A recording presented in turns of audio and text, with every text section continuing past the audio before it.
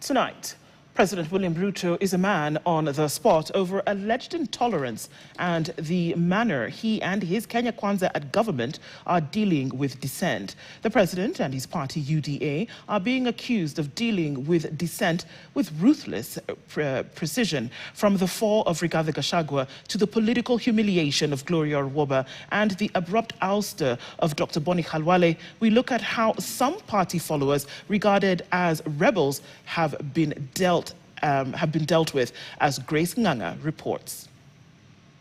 I, William Samoei Ruto. When President William Ruto came to power in 2022, he promised a new Kenya, a country led by a hustler who understood struggle, who valued loyalty, and who will uplift those who stood with him. Will not allow, for example, my running mate or my deputy president to be humiliated by junior staff. But within just a few years, a different portrait began to emerge, that of a president who moves decisively, silently, and sometimes brutally against anyone he perceives as standing in his way. A president critics now call ruthless. He once said that himself, Mimi si uhuru. And so you can look at certain examples and you'll see clearly that he doesn't book an answer. The first major rupture was the fall of his deputy Rigathi Gachagua. For months, whispers had grown that the relationship between the two men had soured. What followed was an impeachment machine that moved with rare speed and precision. Parliament assembled, charges drafted, members whipped, and the Senate delivered the final blow. If you can take care of your deputy president in that way, if you can neuter him, who else?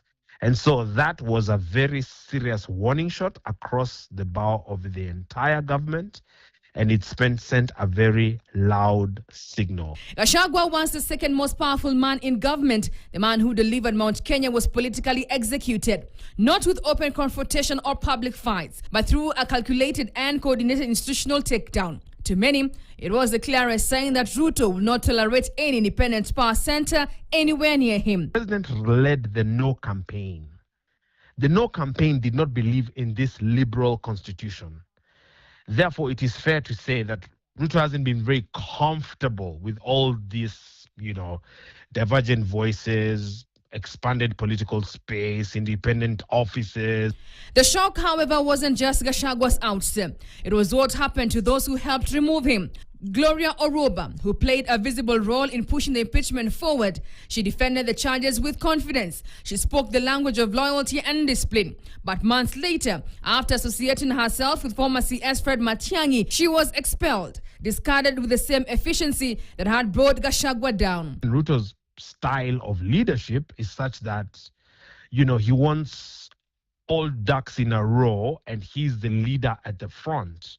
It became evident that loyalty only mattered for as long as it served the interests of the center of power, and once usefulness ended, so did protection.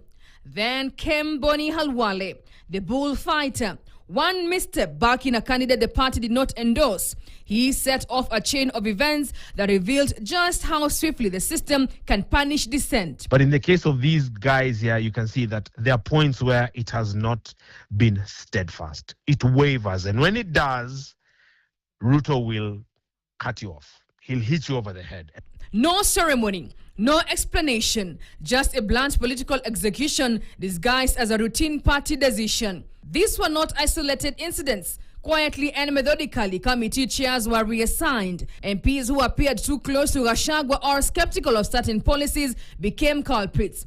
In Parliament, the leadership structure was re-engineered to favor those who were unquestionably loyal to the State House line. The president may not shout or threaten publicly, but his style is defined by something more silent and more effective calculated removal.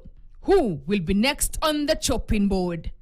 Grace Nganga, KTN.